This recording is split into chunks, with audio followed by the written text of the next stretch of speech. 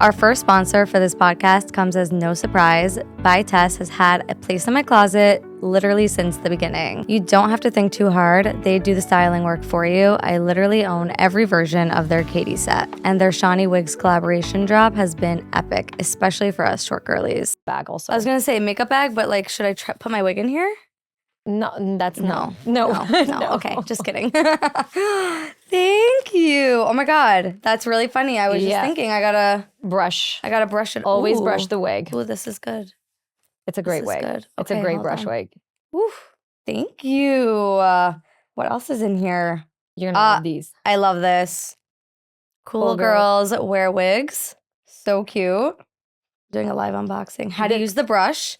Very important for those of us who are not me. Yeah. They need instructions. I wasn't sure you knew how to use You didn't weren't sure, but Baruch Hashem, the hairstylist that 10 years in the business and now I know. And then we have this. This is gorgeous. This is gorgeous. This belongs on our pretty vanity. She's gorge. How cute. I love merch. Okay. I really do. I know. I actually really like this pouch. I'm going to use this. It's a really great one. Watch this pop off on my Instagram. I'm actually doing a like a gift, like a pouch with like everything inside and like gifting it for the holidays. That's so cute. Also, I'm going to be doing, okay, so let's do like a quick picture. Shani, welcome to Pod by Pen. Come to Color Daddy. Welcome to Color Daddy. Hey, welcome to Pod by Pen. Excited to be here. I'm very excited to have you here. Can you pronounce your last name for me properly? Shani Lechon. But my married name is Narboni. Narboni. That's definitely easier. Yeah, it's easier. For the American accent. Narboni. Okay, Narboni. Yeah, that's little actually Italian-esque. Shani Narboni. Thank you. You're welcome. It's like that's the U.S. That's like the New York girl. We're gonna stick to Lechon. Yeah. Okay. Hi. How are you? A lot of people just know you as Shani Wigs. Do people stop you in the street and say, hi, Shani Wigs? Yeah, absolutely. This is my new That's last your name. new last name, just 100%. Wigs. Just Wigs. I mean, it's like nowadays your name is your Instagram handle. Yeah, I was hair You're by for a long time. I tried pen. so hard to like just be my regular name and it doesn't stick. When I search you on Instagram, I go by hair by and then I'm like, I know it's you pen. just look for the right person. And then I'm like, no, that's pen. That's why I ended up switching it because I was like, there are so many hair buys. Yeah. I want to stand out a little, so I got to go back to my real name now. Fair. Okay. Panina. You have so much going on. First of all, global wig brand lady. Worldwide. Selling all the wigs worldwide. Furthest place you've ever sold a wig? Just need to know. Furthest place. We did Hong Kong. We had Malaysia. That's really cool. Definitely big. Do you FaceTime with the customers? A lot of time, yes. And a lot of times they order online and we're like, hey, do you want to chat with the team? And they're like, no, just send the wig. Really? Yeah. What if there's a language barrier? Usually English is pretty good, but we do have some Spanish speaking on our team. We have girls from Argentina and Panama, so that's really great. So let's say with Asia, was there any? No? They all speak English. Usually in those countries, they speak English. Right. It's so interesting to me that they're wearing wigs there. Well, it's not religious related. Usually it's not religious related. It's like more medical related? Yeah, like the Malaysia, like girls that we had, they just had hair loss and they needed a wig. And it's those type of places that they don't offer good options, if any. Wow. So they end up like searching for the best place. They find us and they're like, ship me a wig. That's so cool. We broke down like how to do a wig virtually. Like I don't know when this will come out, but we are working with like an AI tech to implement more of the virtual assisting online because there's so many like good tools now that are doing it. That's really cool. And I've been thinking of like on it for like 2 years. But when you're in the thick of your business and like doing a million things, it's really hard to just like focus. And I'm like, damn, that's it. I'm doing AI. I want people like there should be easier ways to buy a wig online. So we've did it really easy for the website. Like when you go and click on the wig, they actually ask you to take your measurement. It's like super detailed. And I've worked on my website for over a year. So it's not like a Shopify like in 2 seconds. It actually has like a lot of coding in the back. And we worked with like an amazing team. Because when we decided to do wigs online, which was a pretty big like step. It's a pretty big deal. I remember I called the girl that was doing the website. I'm like, I want to sell my wigs online. Now, I don't have, the first question she asked me, she's like, okay, give me some website that are doing it and like we will like basically copy, like see what your vibe is. And I told her like, look, all the other websites, they are so scary. And they are also like in a much cheaper way. Like their wigs are cheaper. The facade and the website is cheap. It's also kind of like, it's a fast sell. Yes. So I'm like, I cannot tell you. And I actually don't want the website to look like that because the product we offer, the service we offer, and our prices, we are in a different category. So I don't want, the first thing I was like, no mannequin's head. Like, no, like weird. No scary, like, Shaitel head. Literally. So I'm like, so we had to do so much in order for the wigs to look normal online so that people can see themselves in it and can also see the wig for what it is and can purchase confidently. Wow, that's really cool. Yeah. What if they have a complicated hairline? How does that work with online? That is a great question that we are dealing with. So we have like a lot of, actually, it is easy, but it's not. It is hard, but it's not. I'm like coming from the perspective of we cover our hair for religious reasons. And so in my head, I can't picture it. Yeah.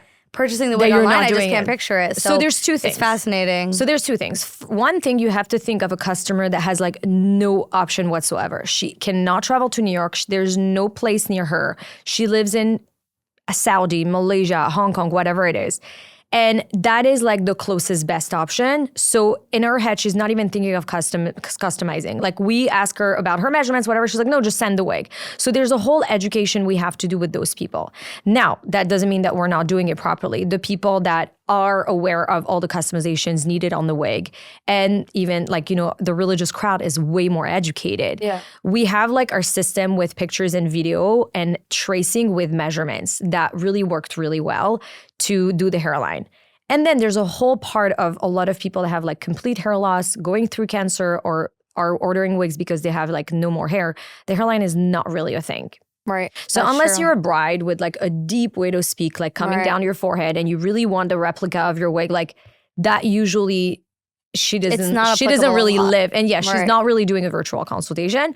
But we've had instances where we had to replicate the hairline. And I have to say sometimes, if not most of the time, like we were talking about this with my team, the virtuals like come out even better for some reason. That's amazing. Yeah. Maybe because there's just more trust.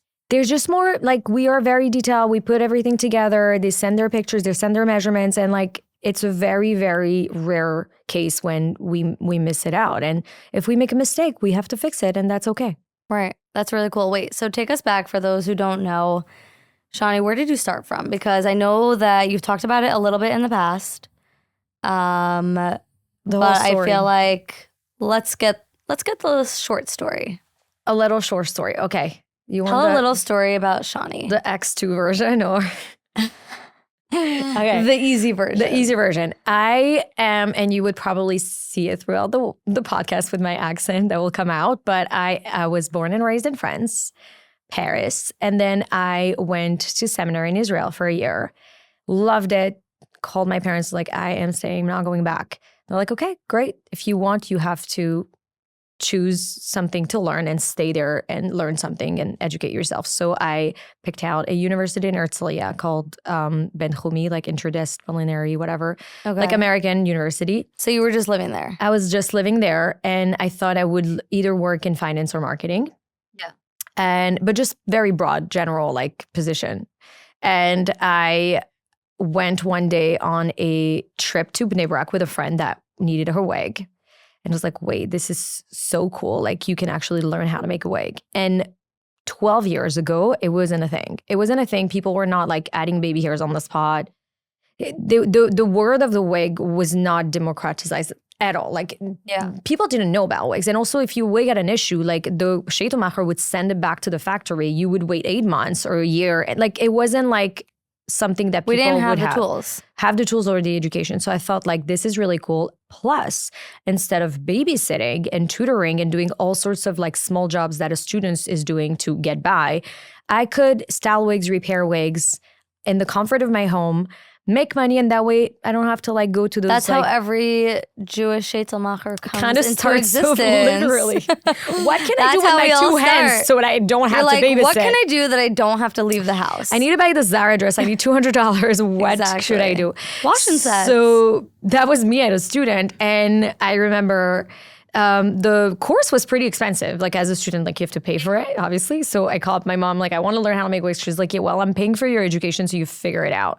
And that's what I did. I think it was like the biggest gift to have to like really invest in myself and like be like, you know what? I feel like that's good. Like I'm gonna learn. And also like you walk out from the course with a wig. So in my head, I was like, girl mouth. Worst You're comes to worst. paying I for- made my own wig. Literally, it was like the price of a wig at the time, right? Before the inflation. It was like, I'm working out with my wig. Trust me, that wig would never I was would gonna not say, be do we sitting still on my have head. the wig? We have pictures of the wig. The wig. I don't think I even finished it. The hair Was was it lace gross. or that didn't exist? No, that It was like skin top basic. It was skin top basic, and also the hair was like the cheapest the teacher would give me, obviously. Right. So like a hair the extension. wig is in the grave, but I used it a lot to like practice. I fell in love with it, like passionate about Are you it. very like technical with your hands and repairing? Not that I knew of, but then you were. but then I was like, I wasn't the kid that would draw perfectly. Yeah. I'm very messy. I'm very creative. I'm like, I don't have time for this. You're like a type B. I lived 100%. On some cases, I'm a type A, but like, most of my life, I'm a type B. So I'm like, that wasn't me sitting for hours adding hair one by one on the cap. And here I was, like, loving it, loving every minute of it. Kind of relaxing. Super therapeutic. You're in your head. Also, there's something magical about like creating something with your hand that didn't exist before. And I'm sure you is have really that. cool. Yeah. You know, when you like do a bride or like you're It's kind of like creating. in my blood. My grandmother was kind of like, she actually knew how to sew. Amazing. That's so cool. She would like make dresses and like all these things when I was younger. She would make me things. Yeah. And yeah, I mean, I was a hairdresser for 10 years, so I guess. I mean, you still are. Yeah.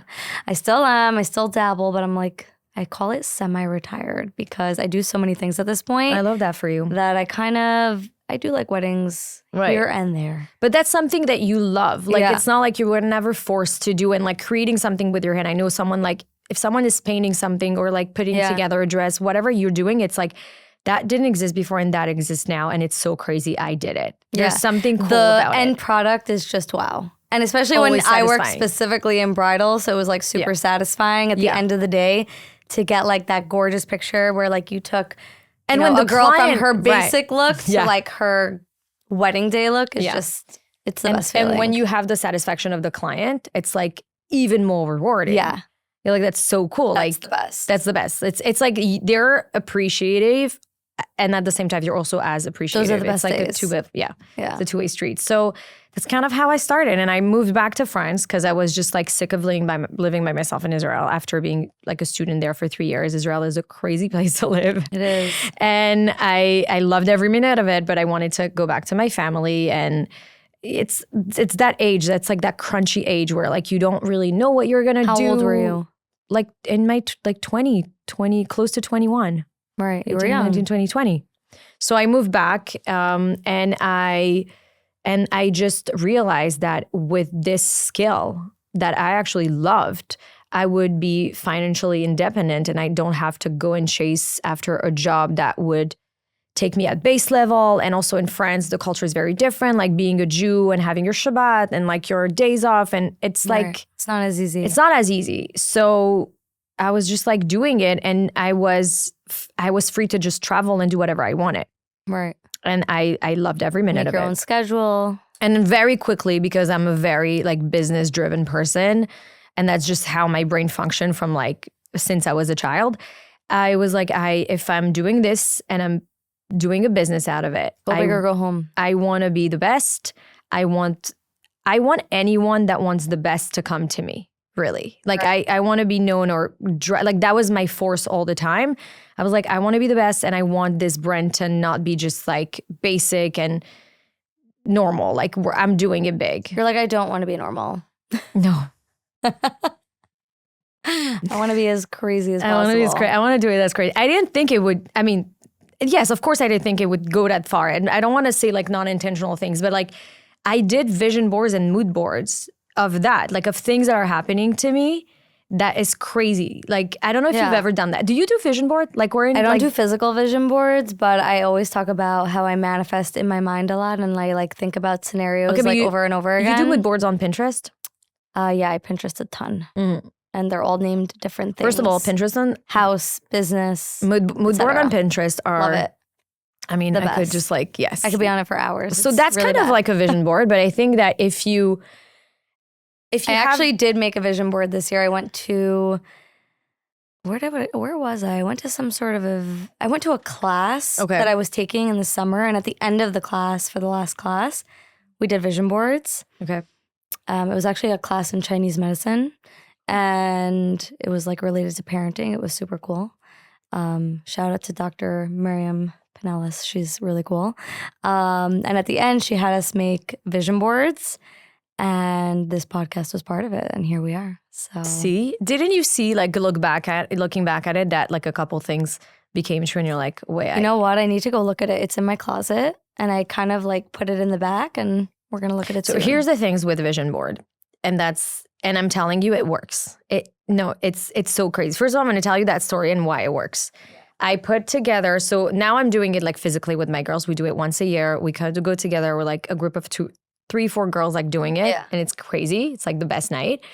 But so when I was like little, there was like those supermodels, like the Claudia Schiffer and like Naomi Campbell. And they're more like my parents' generation. But like my grandparents would be like talking about those names, you know? Yeah. And when I decided to do my brand, I'm like, I want my brand to be so big that like the main supermodels are wearing it. And who is famously known for wearing wigs? Naomi Campbell. Like she just wears wigs. Like there's no secret. There's some celebrities like you don't know. Sometimes they do, sometimes they don't. So it's not really advertised, but she is. So it's like I want her to wear my wig. Yeah. I put on my Pinterest board a picture of her in one of the Vogue issues that she did. She's been doing Vogue issues since the 90s, so she has a ton. And I'm putting the picture as the model, not necessarily the Vogue. Yeah. But I was like, that's what I want. This is what I have. This is what I have. Like I'm taping Naomi Campbell on Pinterest, that comes out. And the years go by, and it's a vision board, but you actively also take steps towards the goal that you want. You're not just like sitting there like waiting for it to fall on your head. One time I'm just like scrolling on Instagram, she pops up on my feed, and I'm like checking who does her hair. And I see the hairstylist, and I like DM him, and I'm like, hey, I love what you do. Like, I'd love to collaborate. He's like, yeah, oh my God, yeah, thank you so much, whatever. A couple weeks after, he sends me a DM. I need a wig for a bazaar shoot. I'm like, sure, come. I'm like, first connection. I open my store like on a Saturday night. He brings a wig. It was like a borrow. He brings it back. I have a cover for bazaar, which is amazing, but nothing crazy because there's no credentials like or anything. And then like a month later, I get a call in my salon, and my receptionist like answers. It's like, hey, we need a wig for Naomi.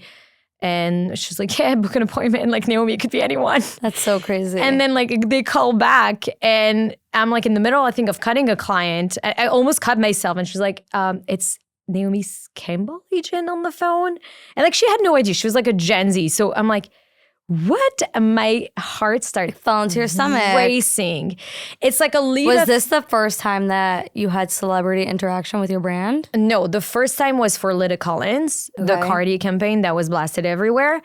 But it was amazing, but it wasn't like, it was, I wanted that. I wanted celebrities wearing my wigs. I wanted the wig. It wasn't just about the celebrity, actually. It was about putting wigs in places that they weren't celebrated and empowered before. Yeah. I looked at myself as like a 20-year-old wearing wig and being in this like really orthodox community, loving every minute of it. But I wanted us to like be more comfortable and more empowered about wearing wigs. Yeah. Same thing also with fashion. Like if you bring like modest fashion in a cool way, you're like, my girls are gonna be so happy to wear like longer skirts and to dress cool. And they're not gonna think that dressing secular is gonna be like better. Yeah. So you have to make it cool for you and also for your kids. Yeah. And for me, the wig thing is like, if it's starting to be seen as something that's like boring and wiggy and not cool and ugly, it's like no one's gonna want to wear those wigs anymore. Yeah. But if you make it as like, look, the celebrities are wearing them, like this girl on the magazine. Yeah. that is like the beauty icon of a generation is wearing a wig. And also like it's the Scheitelmacher that I'm using that's doing the wig for her. Not my Scheitelmacher in Bazaar. It's no, but it's literally like it gives so much power. It actually like elevates the whole industry. It's not just about my brand. It's all about like everyone that's wearing like a wig. it's not just for Jews. Exactly. First, it's not. And like it's so cool to see both worlds collide. And now I have such an array of client of seculars, not secular, non-Jewish, Jewish, like all religion. And like, it's cool to see that conversation changing. It is very different for you. I feel like when I think about your brand, I know, okay, you're not just in the Jewish world, you are hugely in the secular world. Non-Jewish people, Jewish people, doesn't matter. Yeah. And I think it's really interesting because you're one of the only ones that has that. Like, I think you're the only wig brand that has really surpassed our bubble. It was very intentional.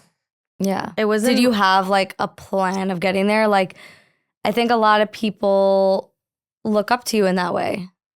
So I think like the biggest thing that I could think of, and also like I think an advice for everyone that wants that is like, I would always see my brand. And even when I had like no marketing budget, nothing, like literally not even a store, what would a worldwide brand do? Worldwide. Like why would like I'm saying like what would a brand you added that. Clip that. No. What about that's the best part. Like what imagery are they doing? What's the branding looking like? What quality of pieces are they doing? What type of clients do they have? Like think about like what your brand is gonna look like if it was like that. Like instead of being like, but I don't have any money, I don't like what can I do? I'm like, yeah, but the product that you're selling, who's coming to buy it? And then like do everything that you want to do kind with of like that manifesting direction. Your clientele. Yes, it is. It literally is. I remember one time we had like this client. You weren't limiting in. Yourself. Not at all. I had this client come in, and she was nothing like the regular client that I used to have or that I would have. Like I have all kinds, by the way. It's not like I'm not like just exclusive to one. And I was like, that is the kind of clients that I want. I want someone that she's coming in. She's like, I want the best.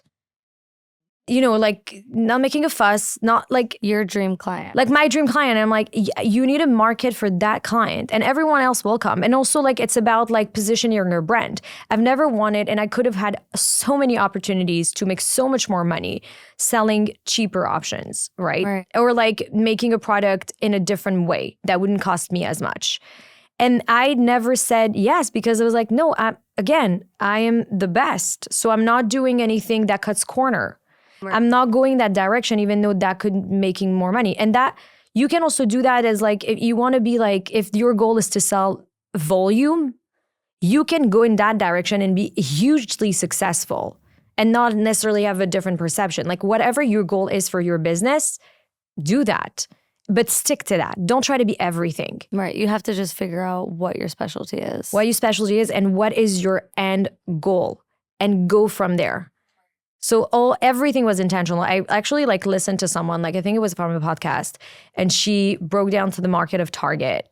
And the girl is asking the same question, like, how did you do it? Like you're now at Target. She was like, wait, before I even like launch my product, I was like, what is Target doing? What are their price range? What the products are looking like?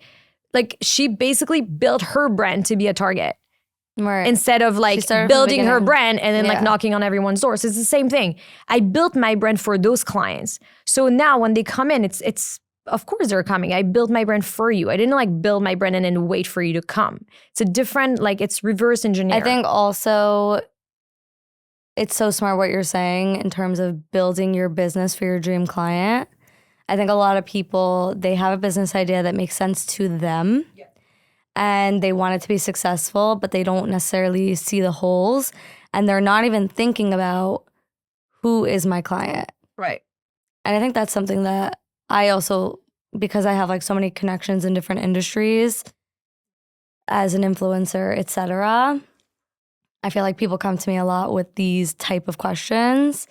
And a lot of times I've said to people, well, who's buying it? Yeah. And don't you get a lot of answer? Like when I ask, like, let's say I would have friends ask me marketing or like branding advice. I was like, okay, who's your ideal client? And they're like, everyone. Right. It can't be for everyone. And no, it can't be forever. But who's your ideal client? And they're like, no, but like I want everyone. I'm like, no, you'll get everyone, but you have to be focused on one person. Like you have to make your business, market everything for that one person.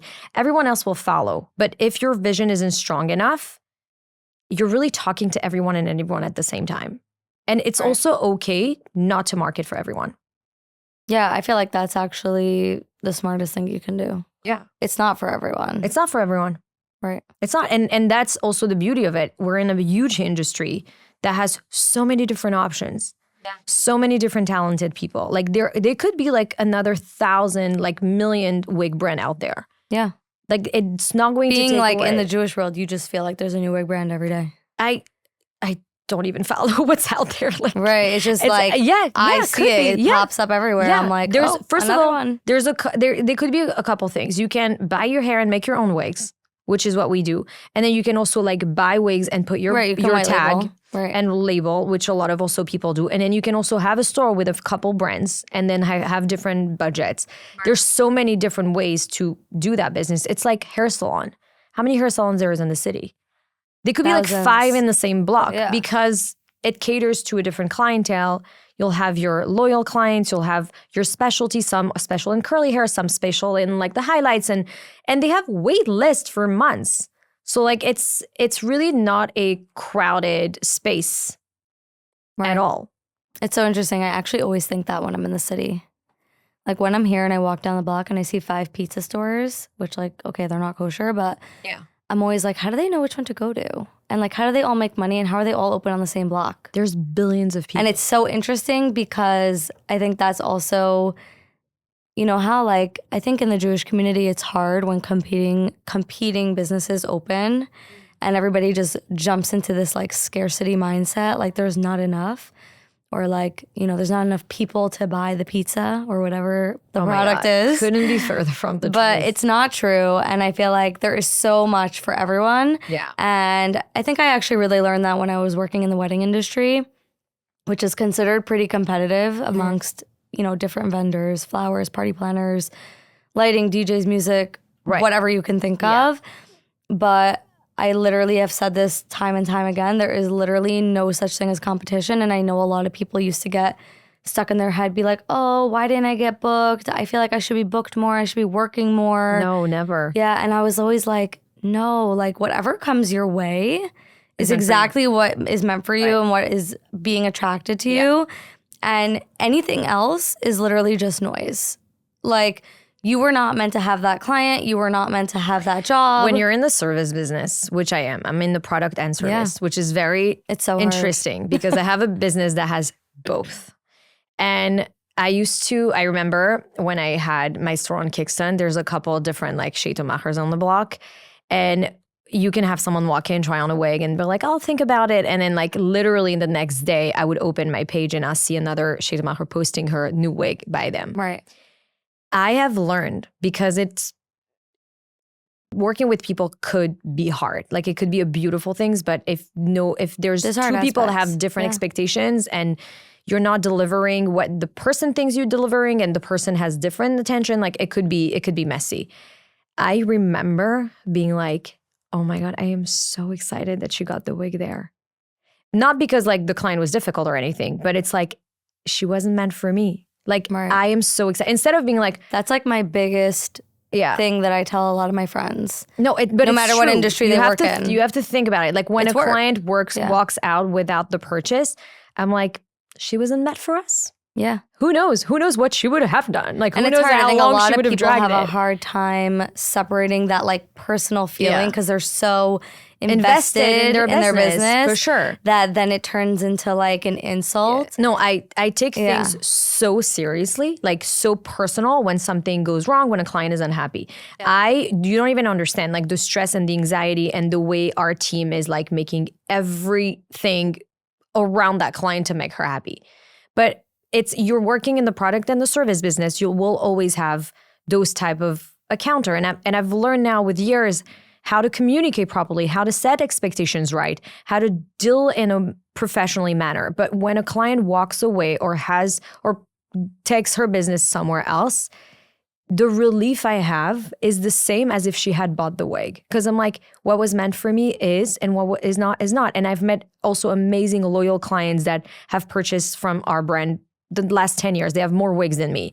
And those are like also the best like encounters that I've done. And like Hashem put me in their way. Like, you know what I mean? So it's like, if they are meant for me and this is not meant for me, like that's okay. Yeah. What even will not happen, in service industries, a lot of times when things don't work out, I'm just like, okay, cool. Yeah. It takes work to get there. But I think it's honestly so freeing.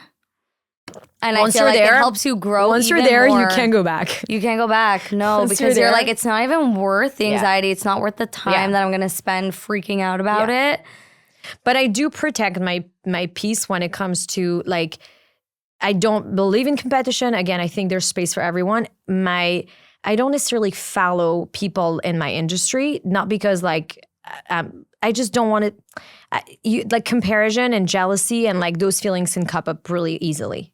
Right. Like, you're just like, let me avoid it altogether. I don't want to see, like, it's okay. Like, I want to also stay focused in my vision and what I'm doing. And sometimes also you can like take ideas from other people without even realizing. And I don't want like my creativity to be like stained, you know? So like I love to actually take ideas and creative ideas like completely different industries. Like I'm gonna watch a video from like, I don't know, like a soda drink. And I'm like, how can we do this with wigs? Like, how can we take this thing and make it like— How can I make a wig commercial out of this Coke commercial? Literally, no, you have no idea what's coming. I have to tell you about this. Oh my God. But wait, I feel like we also need to talk about the fact that not only are you busy with wigs, but now you decided you are the CEO of your own hair care brand. No, this is gonna be crazy. This is like, This is were you crazy. bored? Like what? You needed more things to do? Honestly, no. I've had this idea in my head for the last like 2 years. So 2 years ago, I was like, okay, every single client of mine ends the consultation being like, okay, what shampoo and conditioner do I use? Probably my most asked question over the years as well. Single one. Yeah. And I never have a true like answer to give. I never have like, this brand is amazing, you have to try this. Like, this is it. I'm like, sulfate-free, color safe, this one's good, this one I don't like. You know what, go with the scent that you like. I'm like, I can't also like, there's different price point, the professional, the not. And I'm always like walking on eggshell whenever I answer this question. And then like one time I was telling like my dad, I was whatever, I'm like, we're doing this, like for sure, like we're doing it. In retrospect, I'm so happy it wasn't like happening when it happened, because I think now I have way more confidence and branding understanding and all of that will help me like really make this brand something big. But I reached out to a ton of manufacturer, the amount of samples, the back and forth, so many no's. I feel like I was dating with shampoo. The laboratory, like how do you call the facility that like you were dating like the manufacturer laboratory? Yeah. So many people are like, okay, we can put your label. I'm like, no, I want to make my own formula. Like I'm not doing that to put my label on. It takes years. So we were like we were about to finalize with one, and they were like, yeah, in the end, we're not taking another client. I'm like, are you kidding me? I'm here. I'm ready to sign the check. Like. Literally crazy things. So we kept on like, it's 2 years of like trying to find the right people, which thank God we did. And we decided, okay, we're going to France. Like we're doing this the French way. And it took you home. Yeah. It took me home. And we met incredible people, and it took a year. We formulated everything, and then the tariff happens. Oh. We love that. That's fun. We love a local made in America product. So we had to basically take our formulation, which was done, and move it to the US, which is now what we've done. And now we had to like retest everything once again to make sure it's good, to make sure that their product that they're doing are what we wanted. And now it's good. Last week we signed like our first production, and we're now ahead in the packaging. And are you gonna like go to the facility with like your scrubs to like check it out? Honestly, like we wanted to do like a French, like south of France type of like a trip, and now we're going to New Jersey. You're like, we're just going through the Lincoln Tunnel. Literally. To check out my hair care brand. We have so many ideas for like marketing and stuff like that. But right now I'm like head on to packaging. I think it's so important. Like the detail of the bottles. I've waited so long now that I'm like, I'm not cheaping out on this part. No. We're doing it. And all the way. So now we're like talking back to factories about it. We're getting samples. We're approving. We're not approving. we're doing all of The that. whole And process. hopefully I'm really, really aiming for spring to be out. Spring 2026. But I've learned with this project that don't put a date on it because it will always Years down the surprise line. you. Yeah. It's coming Wow. out. It's coming out. It's going to happen. It's gonna happen. It's That's amazing. insane. The scent is insane. The product can't is insane. wait. I By need the to way, smell just it. so you know, because we had our first review ever, Yeah. the chemist that took care of the formula in France, like we were talking with her because they're formulating other products for us. And she was like, oh, by the way, I have been like washing my hair with Eclair since last year. Like I'm not using any other shampoo. No way. She's the one that like She took it home and she was she like, took let it me home. see. She's like, I love it. I love the formulation. It's so clean. My hair is great. It smells so good. That's amazing. Have you been washing wigs with it? I wash my hair now with it and my wigs. Okay. But I have like one bottle, so I can't really You're like. I need to save this. Yeah, Okay. I wash it regularly with my hair with it. I love it. Okay. That's really crazy. Yeah, it's really cool. Honestly, I'm like at this point, I'm like if not like I'm not putting things out in the universe saying like if it doesn't work out, but at least I have my own shampoo. Like I'll have stock and stock. You're like, at least I have a lifetime supply of shampoo with my Literally. name on it. But everyone that is like smelling it is asking like if there's gonna be a perfume with it. No way. We're making like a mess. Like I mean, there's so much. This is like it's taking so much time, but also thank God like because now I have a solid team that can work on Shani Wigs properly that I've built throughout the years. I also have a little bit of time to take care of that, even Right. though like Your hands are a little more free. yeah, I wouldn't say that. Not that You know much. what? I think like the busier you are, the more you get done. I hear that. I get a lot done in a very short amount of time. Like you get it done. You don't have time. You don't have time to procrastinate. You don't have time to think about it. Like I just come like a little bit earlier. I leave a little later. You're very That's fine. decisive, I feel. Yeah? I think you're pretty decisive. No, I am. And you're very confident. Yeah. Very decisive. Which helps. It does. Actually, one of my pet peeves is indecisiveness.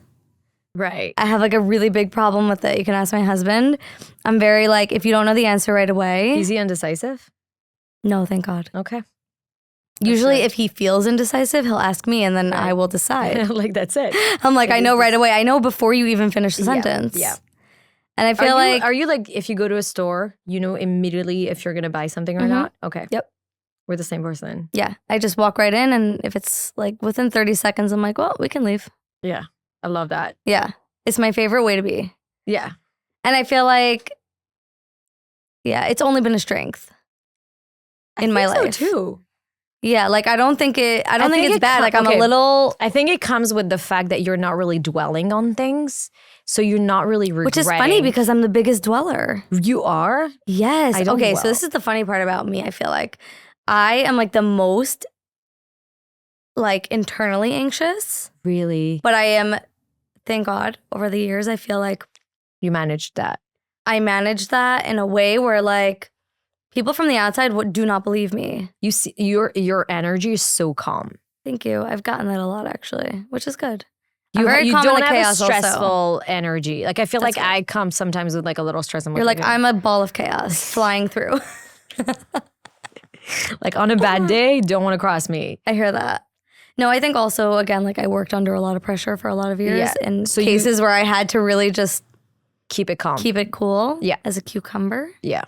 And I love that. It's good. It's good skill. No, I feel Don't let the chaos affect you, you know? no. Stay in your lane. Do what you got to do.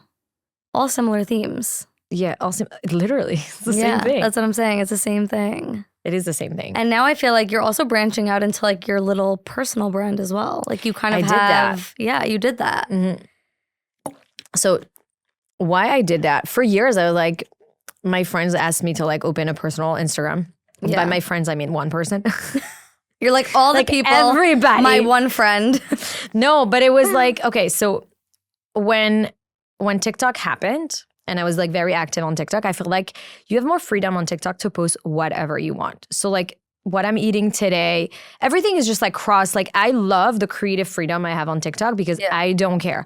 I don't care if it goes viral. I don't care if it's seen just by like 3 strangers. It's also less like, I mean, it used to be like less like the people that you know. It's people that you don't know. So you feel like way more Comfortable. comfortable. And I getting dressed up like fashion and like beauty, whatever, like I always loved it. So I would always share it. It all kinds of goes hand in. It all does. goes hand in hand.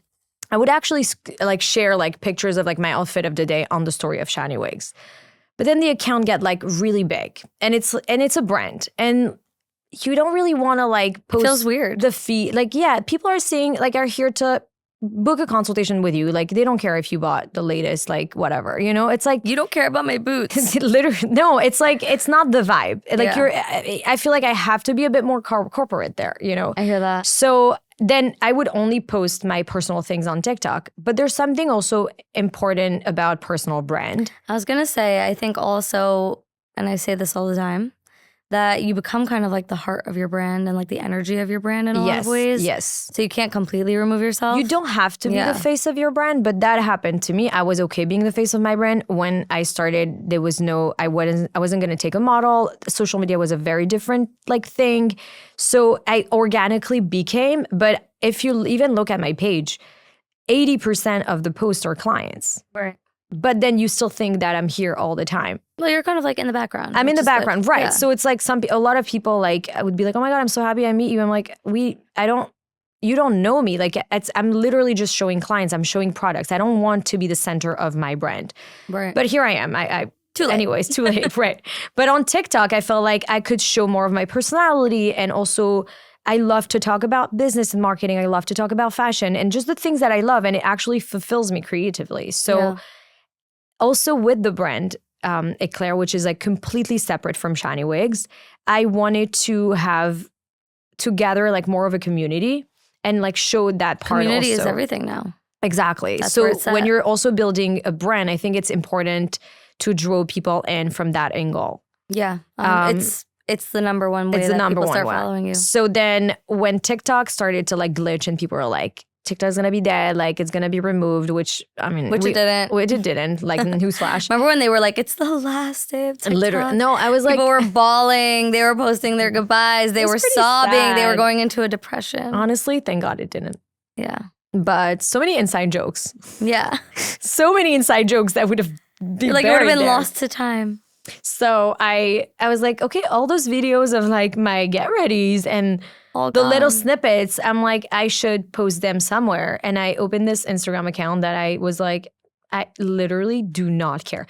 I didn't put a single effort to it. Like I wasn't like the strategy. Like I'm all about the strategy. I love a strategy meeting. Yeah. I love sitting with the girls and be like, what are we doing for the emails? What are we doing? And like click the banter, the things, the mood boards. Like I love that. But for my own thing, I was like, look, I have those videos. They'll be good for like my 5 friends and like the people that follow me on TikTok. And at least like I have that. And if I want to post every day, I'll do it. And if I don't, I won't. And that's okay. And then like I'm posting it and actually people were really happy. And like, they were like, they're like, they like me. It boosted. No, like they liked the content. Yeah. Like it was different than Wigs. And I think also the community that I had at Shani Wigs at the beginning, when it was like, they missed that. Under 10 and 20K. Yeah. Those people now are there. And they love to see the wigs, but they also like to... They like you. To see what's happening. Yeah. I don't... You're like, they like me. I don't consider myself like and like, not it's a bad thing, but like I'm not an influencer. I'm not trying to be someone else. I'm just like, I have this content that I love to make. It takes me 2 seconds. I feel like you can name yourself content creator. I am a content creator. You don't have to be an influencer. Right. You're not trying to influence No, anyone. I am. No, I could be influencing you on a lot of things. My shop might would say otherwise. I'm influencing a lot of people. That was also one of the best things. Like, people are loving Shop. People are loving Shop. Well, LTK was really bad. Yeah, I think it's really bad. Are you gonna put like Shani Wigs on Shop? Tap to shop. Someone buys a $12,000 wig, you'll have like a 15% commission.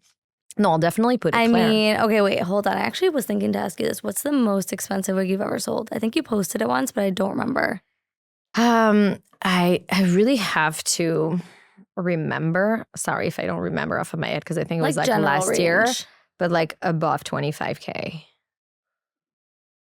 Was it blonde? Yeah. Of course. Of course. Obviously. Was it really long? Yes. Also, I don't like those sales.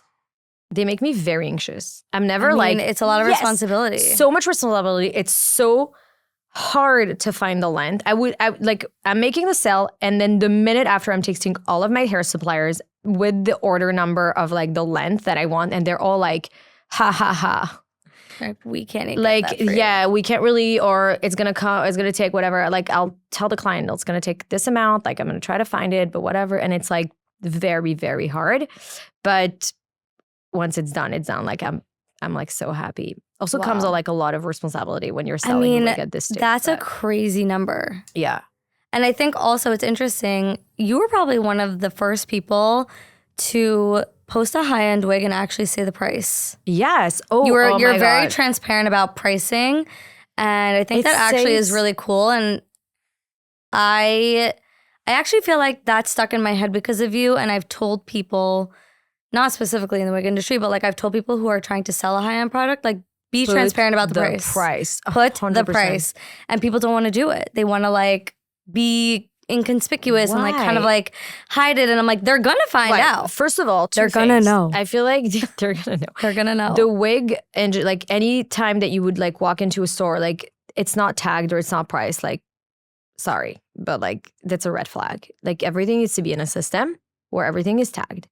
And you're not like putting the price on someone and like someone else who's giving a different price. Like that you need to have your product priced. Another thing is that it saves you so much back and forth with the people that can and cannot afford. Right. And you're saving yourself time. So if you're selling a high, even like a low price ticket, like item, put the price. It's going to help everyone. And it's actually going to drive more sale. And one of people the things, feel like hiding the price is going to cause people the curiosity to ask. No one's asking. Yeah. But I feel like the opposite now. I feel like sharing the price is, even if it's shocking to you, it will make sense to someone else. It might make sense to someone else. On Instagram, you can literally buy jewelry from like this brand, and it's like 53,000 some, and I'm like, people might click on the shop. Like they might. Like you never know. You never know. And they're clicking on the website, so it works. Wow. But I'm very transparent from day one. Like, I don't want my prices to be hidden. I want you to know exactly what you're buying. And a lot of times when we have client asking, like, what is your price range, whatever, I'm like, you know what? If you want to get an idea, you can go on the website. Everything's there, the short, the long, the curly, the blondes. And then if you have a specific, request, then we can help you and give you a proper quote. Right. But it's like, that was like my first thing. Actually, I think one of, I don't know if like people followed through that. I hope they will. But I think it changed a little bit the conversation around like wigs and prices, because it shouldn't be hidden. Yeah. And you should know if this wig costs this price, if your friend bought it, like it should be the same price. Right. If it's the same color, same texture, same length. Same repairs, etc. Yeah. Right. I feel like in the Jewish world, this has been a very hot topic.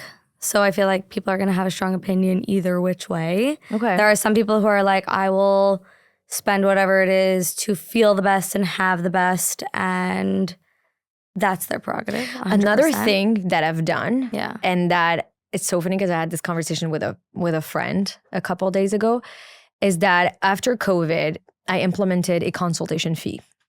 Oh, I don't know why it happened after COVID, but it was like this time where people would like book consultations and come only by appointment, which my store was a walk-in first. And then after I understood that you really need your time and you really need to be with the client when they pick out their wigs. And then I'm seeing my calendar and like everything's booked. And then like everyone's canceling last minute. They have something, they're coming. And then like the 10 people that I'm waiting for, only 3 are showing up. So it's like, this cannot go on. The first consultation fee I did was only $50. I raised it since, but it was like a good amount to like have people be like, okay, I'm paying, so I'm coming. Second thought, yeah. Second thought. The week after I did that, my schedule was like half empty. And I started to freak out. I was like, okay. Like, what did I do? But then half of the people actually showed up and most of them bought. Right. So I was like, okay, you know what? You're weeding out your perfect client. I'd rather have 3 clients that are buying that day than 6 that are not showing up. And then since then, people, it took like a little time, but then people understood, and it values your time, their time, your product. And now it's like, it's not even a thing anymore. And I was telling this person, I'm like, you don't charge a fee like for your reservation? She's like, yo, in the community, that's not a thing. I'm like, that's not a thing for them, but for you it should be. Like if it's your standard and you don't want someone to cancel last minute, Listen, it's the same should thing implement a fee. in the service industry when you need to put a deposit. Yeah, exactly. So it's like, I'm saying some people have businesses, like if I go and get a facial in the city, I'm paying upfront $100 of deposit security. Yeah. And I need 48 hours window to cancel. And like, that's totally normal. Yeah. Because they're booking that time for you. So now when I have clients that are not showing up and it's almost $100, like it's $75 consultation, I'm like, they don't care about the 75. Like, I mean, okay, like they don't, usually they For will. them, maybe it's just not. Right, but they not a will problem. call. Like they will call and be like, sorry, can I reschedule? I'm not coming. Like there's going to be something else. But if it was free, forget it. They would just like bounce. What would you say in terms of the conversation on the other end where people are saying, oh, in the Jewish world especially, I feel like this is like, people get very passionate about this. I don't have strong feelings about it. I'm just sharing comments that I've read because I love to scroll and read comments. It's just like, okay, I like to put my finger on the pulse. So people are like, wigs should be made affordable for Jewish women. Everyone should be able to afford, et cetera, et cetera. Yeah. I feel like there are always going to be those people that are going to come for you, let's say, for being open and honest about, yes, this wig costs me $10,000 plus. This is the pricing. I feel like, what is your like reaction to that? Because even on your TikTok and your Instagram, sometimes people will comment and be like, wow, that's just crazy. I could never spend that. Yeah. And you actually like leave the comments, like you're fine with it. Yeah. Well, look, you don't have to engage with every comment. Yeah, that's true. That's whatever their feelings are and they're valid. First of all, there is a part of the industry that's affordable. Right. You can't be mad at a business that is preaching excellence and craftsmanship and that is doing the most. The most. Right. Like that. I mean, I see you because I know what the service industry is like, and I know a lot about wigs and hair, et cetera, just based on my time in the industry. So I think it's really interesting that people are so quick to say, oh, it should be affordable for everyone. It's not going to be affordable for everyone. No. The same way every type of car is not affordable to everyone. Every type of lease is not affordable to everyone. Is that I think it's a lack of education in what it takes to make a wig, what it takes to service a wig, and what it takes to run a business. You don't go to Chanel and say, how could you, I cannot afford your bag. Right. But you can go to Zara and buy a bag. So like there are places where you could spend your money and there are places where you might not be able to. But what I have decided to do as a business, and it was like a very intentional decision, was to craft wigs that are exceptionally well made and that will be flawless and would look amazing and have, you know, satisfaction through that product. So I'm not cutting corners. I'm hiring the best of the industries. That means that the salaries that I'm paying my workers might be like on a also different level that like a random store. I think people definitely do not understand. They don't understand that. And also whatsoever. Like you think, I don't, honestly, I don't try, that's why I don't respond to comment. I don't really necessarily try to engage with that rhetoric because when you sit in my chair and you try on my wigs, you understand. Like there's a lot of people who are like, I've seen you online. I don't know. I wanted to see what it's all about. And they always like be like, oh my God, the experience I have here is nothing like that, what I had there. Not a Jewish business even, like just like a different like wig store. And they're like, oh my God, but your wigs are, but how come they're so comfortable? How come they're so breathable? How comes that the hair feels like hair? And it's like, wait, we didn't cut corners anywhere. Right. Like it's not coming from a factory. It's not coming with processed hair. It's not coming with this. And like they don't see what they're not getting. They're seeing what they're getting.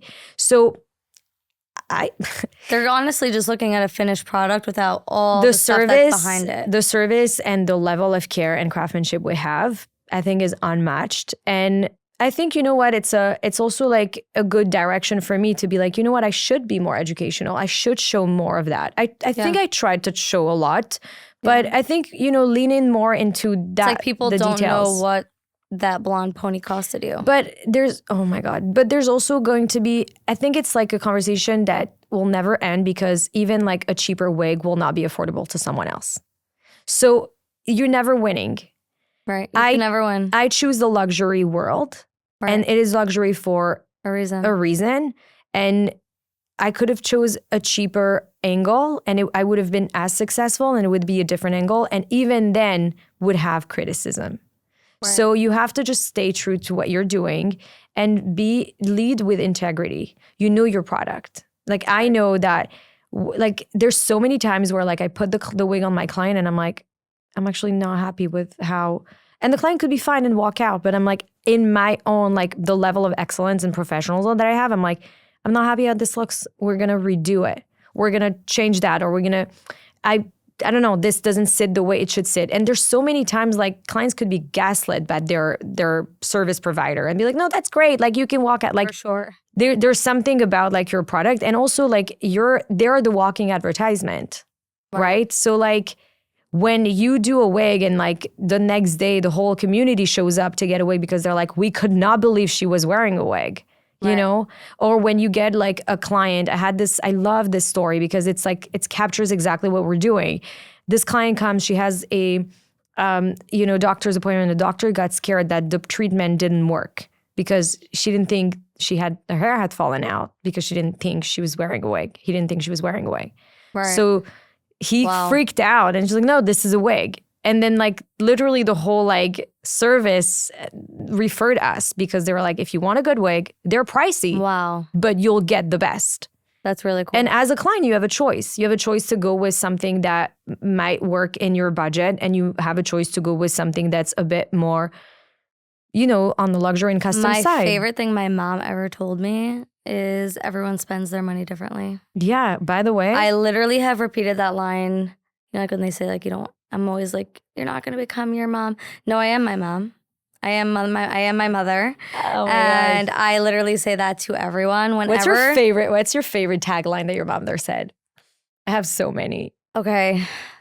This is Jewish mother trauma. Jewish mother trauma. Here we go. Okay, so hit me. Whenever we would say like, but my friend has, or my friend is going, or whatever, she'd be like, I don't care what your friend is doing. Always. I don't care what your friend is doing. And her parents can do whatever they want, but my children. Exactly. That was like her go-to. When we would play board games, like the cards, like if someone thinks they're winning, like, when you're like become all like, I won. Like, but it's the game isn't done yet. So my mom would say it's at the end that we pay the musician. It sounds better in French, but it's like, say it in French. C'est à la fin que l'on paye les musiciens. Like, we're paying the band at the end of the party. Yeah. And right now the party is still going. So like you haven't won. The party ain't over. And that's how we say it in America. Yeah. Or like the party ain't over. Don't you probably have that in America also, like don't sell the like the bear has a skin. Okay. And like you would like sell the skin to make a coat. So it's like don't sell the bear skin before killing it. Oh God. No, we don't have that. No. So it's like don't we don't say that. Don't say we don't do that. This is a cruelty-free podcast. Cruelty-free. Yeah. No bears were harmed in the making of this podcast. It's like you're like, don't sell me on something before you actually have it. Yeah. That's kind of the saying. I hear that. A lot of time. Or another thing, which I love this one. Money wrongly acquired never profits. Your mom said that to you? So it's like the money, like if someone... My mom just used to say, don't do anything illegal because I won't visit you in jail. Oh, that's cute. Yeah. That's actually she cute. Was like, none of my children should ever do anything illegal because I won't visit you. I am not coming to jail. She was like, I won't visit the jail. No, but I love that. It ingrained in us, like, if you think there's no like cash grab money, there's no like, if you hear something that sounds borderline illegal, like it will never... You're like, it's probably illegal. You'll never like profit from it. Like there's never going to be like a true satisfaction from it. Like I hear that. Which, I don't know, stuck with me. Like... That's a good one. Yeah, it's a good one. So like, I don't think of anything else crazy that my mother used to say to us. There's a different time. There's fruits if you're hungry. But I say that to my kids now. I always say that. When my son asks me a snack after dinner. I know. Okay, similar with dinner. Okay. My mom used to say, like, this is the only dinner I'm serving. And then like when she, like once it was done for the night, she'd be like, the kitchen is closed. The kitchen was closed. Not that like we couldn't like go down and like get something. Like, I'm not cooking if we something wanted, for but it you. was like, she was like, do not take out a pot. Do not. And it's funny because I feel like if I said that to my kids now, they'd be like, what? What? The kitchen? Like, you can say the kitchen's What do you mean? closed. I try. They like are looking don't at me understand. weird. They're like, okay, we're still gonna come in here and do what we want. It's so funny. The respect in the kids is just different when my now. son wants like a snack after dinner, but he already had a snack. He already had dinner, and he's like, "I'm hungry. I'm so hungry." I'm like, "Okay, you want another like meatball and rice?" And he's like, "No, that's not what he wants. He wants like I know he wants a snack." I know. Okay, well, that That's means like that my pet peeve with like kids. that means that you're not hungry. They're like, I'm still hungry. I'm like, okay, perfect. You want another plate of dinner? know. They're like, no, I'm not hungry for that. right, I'm and then he's like, well, "No, I want something sugary," and I'm like, "Well, No, that's no, not no. food." No. Oh my God. Wait, how And many I boys turn do you into have? My mom, 4. You're a real boy mom. I'm a real boy mom. Wow. I don't know how I would survive with a girl. They're crazy. No, I mean, They're crazy from birth. your daughter. I mean, my kids are so cute. I love them. I mean, I kind of am 50-50 boy mom, girl mom because I have 2 stepsons and then I have my 2 daughters. right. But your stepsons are a bit older though. They are a little older and I actually find that like boys are a lot more like, listen, they're wild when they're young and they can get really rowdy. Yeah. But their overall demeanor I find to be just super chill. Yeah, they're not drama. They're not No in the drama. No Girls, from the time they get out of the womb, they're ready to go. They're ready to fight you.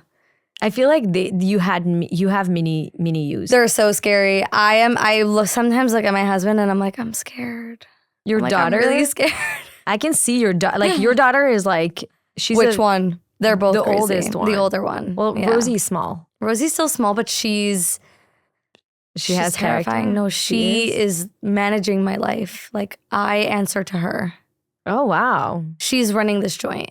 It's very scary. I don't have that with my boys. No, right? I'm That's very what I'm much saying. in Like, charge. and Aryeh had never like had a baby girl from birth because he met my daughter when she was 2.5. So he's like, And so when melting. he He's saw done. this, he's no, done. he's in love. He's done. But he's also very afraid. Okay.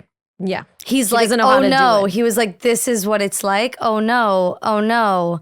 But then he starts laughing because he thinks it's like so funny. And I'm like, I don't think you understand that it only gets worse from here. Yeah. We're like in the good part where it's still cute. The teenage years. It's so scary. I fear for I'm you. afraid. I fear for Yeah. myself, to be honest. Yeah, there's a lot of things I refer to my husband. I'm like, they're boys. You got to do that. I'm not You take care of that. I'm not touching that. Like Yeah. homework, Like, I'm not getting involved here. olive base. No, No. I don't do that. Like No. I will do the other things with my girls when I'll have them. God willing. God Oh my willing, God. who knows? Imagine the wigs you'll make. Yeah, that's the only thing. Also, that's the thing they don't get. Like they come to my store. Do they ever try on a wig? No, I they're feel at like you need to do like a there's wig this try on. with my boys. Like make them a wig. They're at the snack bar. They're like, we don't even care what you do. No, they're like opening the drawer with like all the cleaning supplies. They don't even look at the beauty wig. You're like, the do you wigs. even care? They don't care. They don't care. They have no idea, and they think all the clients Wow. are coming are my friends. Wait, how old is the range of your kids? 9 to 15 months. Wow. 9, 6, 4, and 15 9. months. Wow. And how do you deal with it? Like, how are you managing this? I really like, don't. you're running. Okay.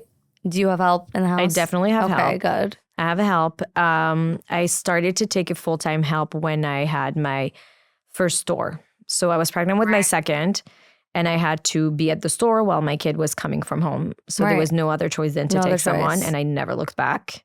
Right. It's like And- scary because I don't It was have so a business scary. in the same way as you, but Right. I was working very full time. Maybe not every single day, but when I was working like that, it was like 12 to 15 hour days. Yeah. I mean, it's still sometimes like that. I also don't have family that I can like Rely on. rely on. Right. I mean, so now I like, have a sister.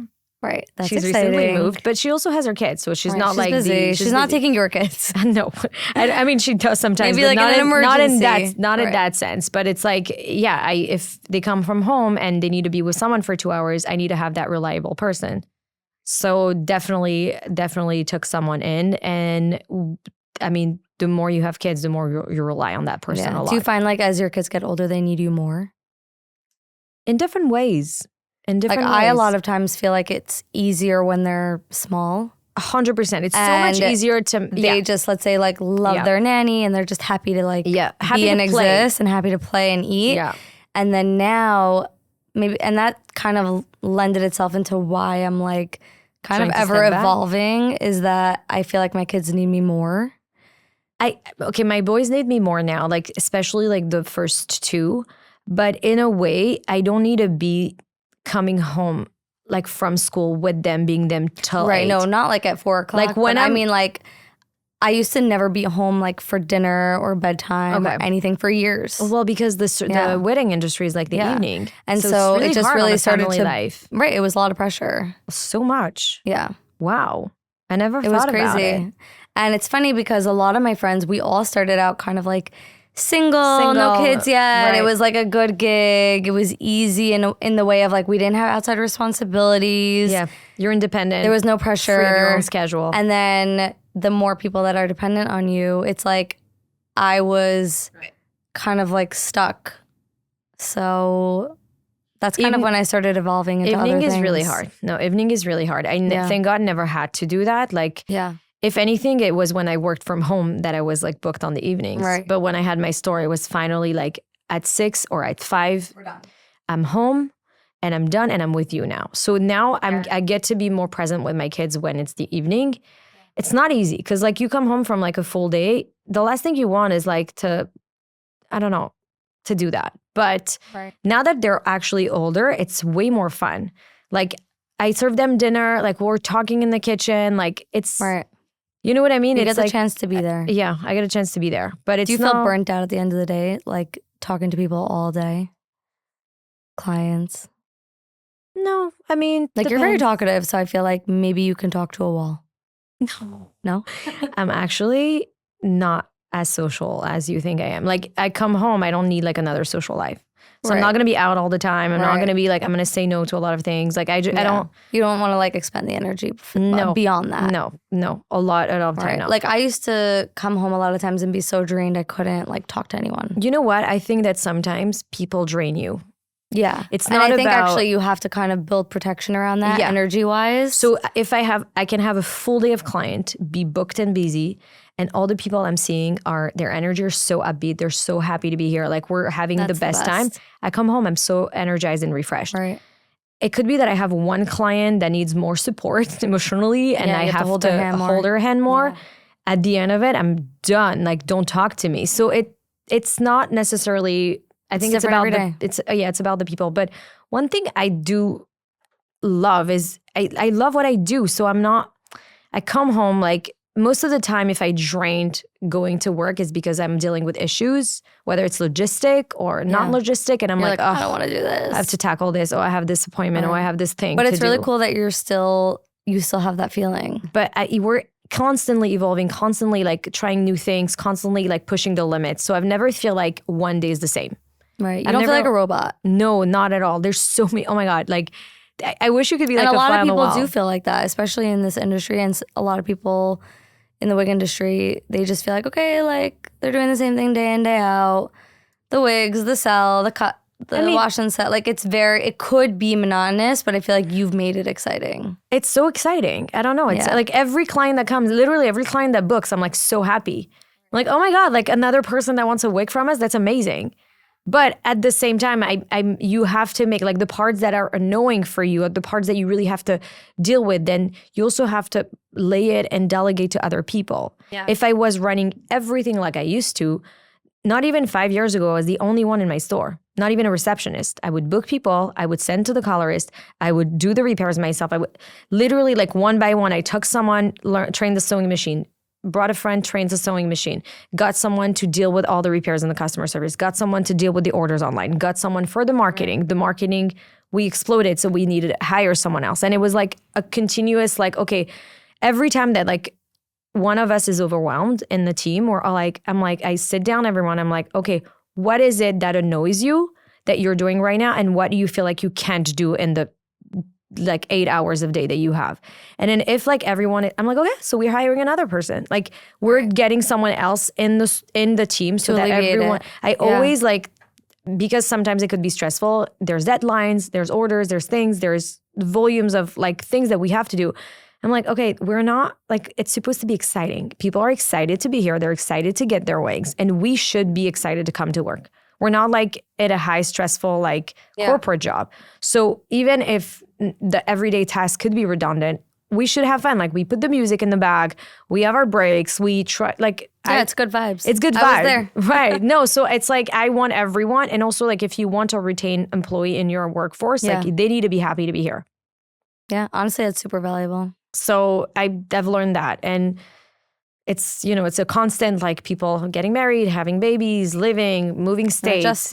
Adjusting. So you constantly, like your team is changing and evolving, but it's important. Like one of the first things that I see when I interview people to work for us is like, I'm like, I imagine them with the team. I'm like, will that click?